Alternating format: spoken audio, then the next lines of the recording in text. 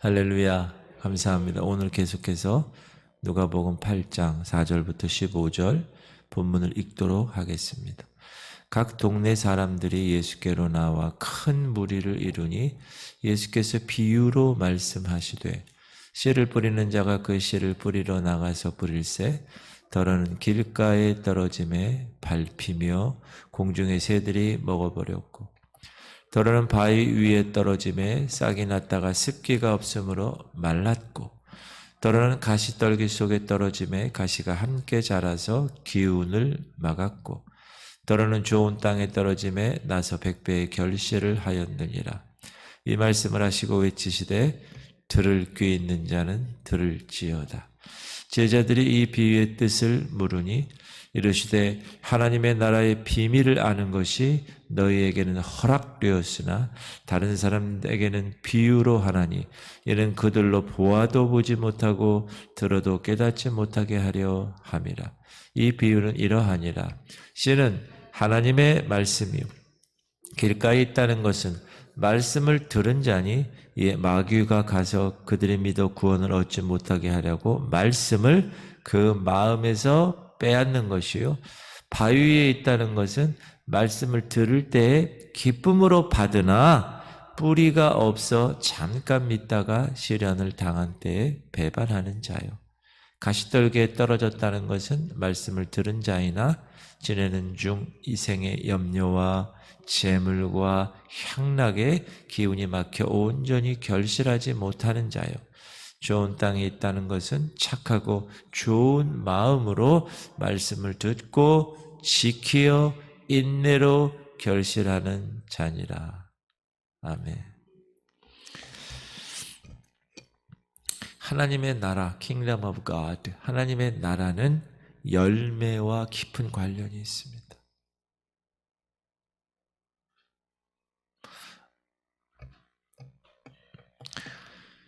마태복음 21장 43절 그러므로 내가 너희에게 이르노니 하나님의 나라를 너희는 빼앗기고 그 나라의 열매 맺는 백성이 받으리라. 천국은 열매 맺는 백성이 가는 곳입니다.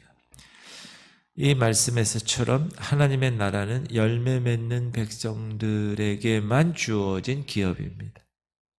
그뿐 아니라 하나님께서 우리를 그의 백성으로 택하신 이유, 그것은 우리로 하나님을 위하여 열매를 맺히게 하려 함에 있습니다.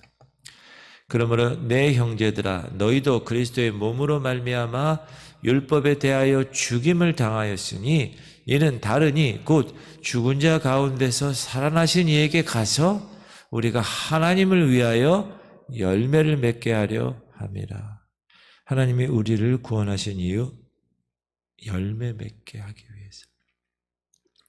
오늘 본문 말씀하시는 예수님의 씨 뿌리는 비유 우리가 너무나 잘 알고 있는데 그러면 우리에게 어떤 사람이 하나님 나라에 합당한 열매를 맺는가에 대해서 교훈해 주고 있는데 첫 번째 길가에 떨어진 씨앗으로부터 시작이 됩니다. 길가는 뭐죠? 사람들이 계속 잘 다니는 행길가를 말하죠. 사람들의 발로 계속 밟힘받으죠. 그래서 길가에 행길에 있는 길은 딱딱한 토지를 이루고 있습니다. 이런 땅에 뿌려진 씨앗은 그 씨앗이 그 흙 속으로 들어갈 수가 없습니다. 이런 사람들은 그의 마음이 죄로 굳어져 있는 사람입니다. 계속 죄를 지으니까 이 심령이 딱딱해진 거예요. 그래서 하나님의 말씀이 그 마음속에 들어갈 수가 없습니다. 말씀은 뿌려졌는데 사람에게 밟힌다고 해서 인간의 지식에 밝히고 그렇죠? 인간의 판단에 밝히고 인간의 사고, 인간의 생활에 밟히기 때문에 그 말씀이 마음에 정착할 수가 없습니다. 영적인 열매를 맺을 수가 없습니다. 이 같은 씨앗은 공중의 새들의 밥이 된다고 하셨습니다. 마음속에 뿌리 박지 못하는 씨앗은 공중의 새들의 먹이가 된다고. 공중의 새가 누구죠? 공중 권세를 잡은 사단을 의미합니다. 사단의 밥이 되는 거예요. 교회를 다니는 사람 중에도 이런 사람이 있습니다. 말씀이 선포되고 강단에서 하나님께서 목사를 통하여 대언할 때 그 말씀이 이 안에 들어가질 않아요. 자기 자신의 자신이 배웠던 진화론에 의한 지식들, 그리고 자기가 똑똑하다고 생각해서 판단하는 것들, 이런 것들 때문에. 그래서 사탄의 밥이 돼요. 항상 깨지고, 항상 사탄한테 터지고, 패배하는 사람, 전형적인 모습. 더러는 그 씨앗이 바위에 떨어졌다고 합니다. 여러분, 바위라는 게 원래 뭐냐면 여러 층의 흙이 압력에 의해서 단단해진 거를 바위라고 얘기하는데, 그 씨앗이 그 바위 위에 묻힐 수가 없죠. 뿌리를 낼 만한 흙이 없기 때문에 얇은 흙에서는 뿌리가 깊이 내릴 수 없습니다. 뿌리가 깊지 못한 나무는 싹은 날 수 있어요. 그러나 온전한 영양분을 섭취할 수 없기 때문에 결실을 낼 수 없습니다. 뿌리 깊은 나무간 바람에 아니면 일세 꽃 좋고 여름 안 하니. 우리 용비어 창가도 세상 사람들도 그렇게 얘기해요. 뿌리가 깊어야 된다고.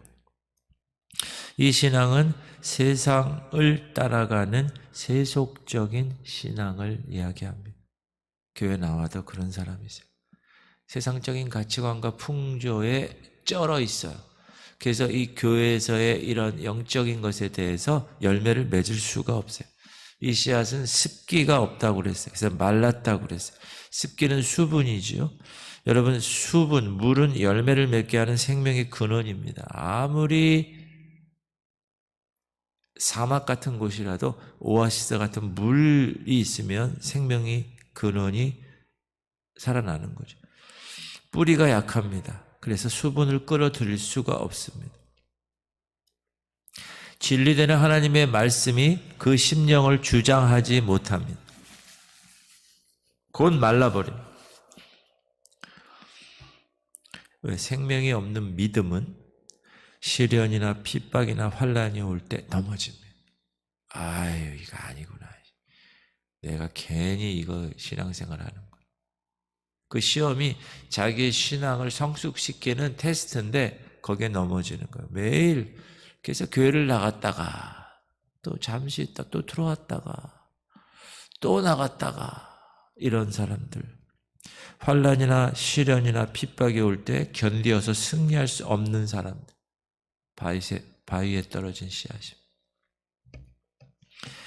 더러는 그 씨가 가시떨기 속에 떨어졌다. 주변 환경이나 사정이 여의치 못해서 결실하지 못하는 경우입니다. 밭에 가시떨기가 있는 거예요. 이 가시떨기는 신앙 성장에 결정적인 해를 끼치는 악한 존재입니다. 해를 다 걔가 받아먹어요. 광합성을 못해. 가시떨기에 대해서 주님이 해석하시죠? 가시떨기에 떨어졌다는 것은 말씀을 들은 자이나, 말씀은 들었어요. 근데 그 말씀을 듣고 지내는 중에 세 가지, 이생의 염려와 재물과 향락의 기운이 막혀 온전히 결실하지 못한다. 그리스도 마음에 사로잡고 있는 이생의 염려. 어떤 분은 교회 다니고 거듭났음에도 불구하고 계속 근심 걱정하는 사람이 있어요. 아우, 이거 어떡하냐. 이거 어떻게 살아가냐. 야, 이거 막 걱정하는 사람. 우리의 신앙을 저해하는 이생의 염려, 이 세상에 살아갈 때의 염려. 재물, 물질을 얘기하죠. 물질. 물질을 주님께 맡겨야 돼요. 딱 피고. 그래서 딱 주님이 쓰시고 싶으면 가져가시고, 더 좋은 거 주시고 싶으면 더 좋은 거 주시고. 이게 물질의, 우리 그리스도인의 물질관이잖아요. 꽉 잡고 있으면 뭐죠? 더 이상 주님이 쓸 수도 없지만 주님이 주실 수도 없는 거예요. 그리고 향락. 교회는 다니고 신앙은 있는데 세상이 너무 좋아. 세상의 낙이 그 사람을 더 크게 세상에 푹 빠지게 하는 사람. 성경은 끼고 주일날 교회는 다녀요. 말씀은 잘 들어. 향락을 좋아하는 자는 시작. 향락을 좋아하는 자는 살았으나 죽었느니라. 이런 사람의 경우는 씨가 뿌려진 거 잘하지만 가시도 다 같이 자라는 가시도. 그래서 신앙은 성장하는 것 같아요. 성장도 어느 정도 해요. 그러나 열매가 없어요. 열매. 성경에서 주님이 잎만 무성한 무화과 나무 저주하시잖아요. 그런 사람입니다. 왜? 가시떨기가 기운을 막은 거죠. 결국 가시떨기 때문에 우리 마음속에 있는 심령의 생명의 결실을 맺지 못하고 성장을 막아버립니다. 성장. 교회 다니면서 계속 근심 걱정하는 분 있죠. 막 이런 사람들. 야, 주님께 다 내려놓아야 돼. 농부가 씨를 뿌리는 중에 그 씨앗이 덜어는 그 밭에 있는 좋은 땅에 뿌려졌다고 했습니다. 이 땅은 뿌려진 씨앗이 자라기에 매우 적합한 땅입니다. 그 밭이 단단하지도 않습니다. 이건 이 회개한 심령을, 죄가 없어진 것. 죄를 회개해야 이 죄로 단단해진 것들이 말랑말랑 부드럽게 되는 거죠. 바위도 없습니다. 진리의 말씀으로 그 뿌리를 깊이 내린 심령입니다. 가시떨기도 없습니다. 육신의 일이나 세상적인 일에 관심을 두지 않습니다. 오직 주님께만 소망을 두고 살아가는 심령입니다. 이런 땅은 참으로 좋은 땅이에요. 할렐루야. 하나님의 말씀을 들으면 깨달아지는 거예요. 그리고 그 깨달아진 말씀을 순종하는 생활을 하는 거예요. 언제나 그 말씀에 소망을 두고 시험이 와고 환난이 와도 인내하는 삶. 이 밭에 떨어진 씨앗은 그래서 그 결실함이 씨앗 하나 뿌렸는데 100개가 열린 거죠. 예수님은 이 비유의 말씀을 들려주시면서 결론적으로 들을 귀 있는 자는 들으라고 말씀하십니다. 시작. 이 말씀을 하시고 외치시되 들을 귀 있는 자는 들을지어다. 들을 귀가 뭔가요? 하나님의 말씀은 영이고 하나님의 말씀은 생명이기 때문에 영적인 귀를 소유하지 못한 사람은 이런 말씀을 듣고 깨닫지 못합니다. 영적인 귀가 열려야 돼요.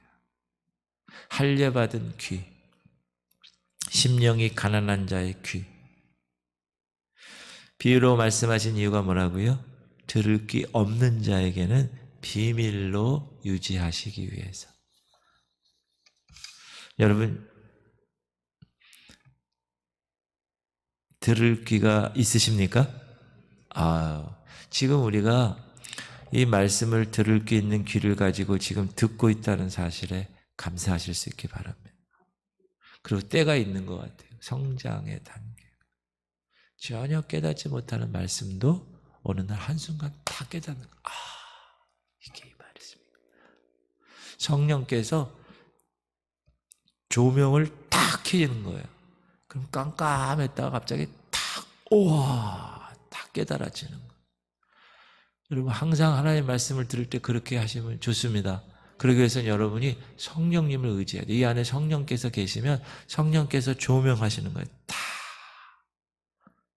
이런 말씀이고 주님, 그리고 이런 말씀입니다. 그리고 그로 끝나면 안 되고 그 말씀대로 순종해야 돼요. 그래야 열매를 맺는 100배 열매를 맺는 지혜로운 여러분 되시기 바랍니다. 기도합시다.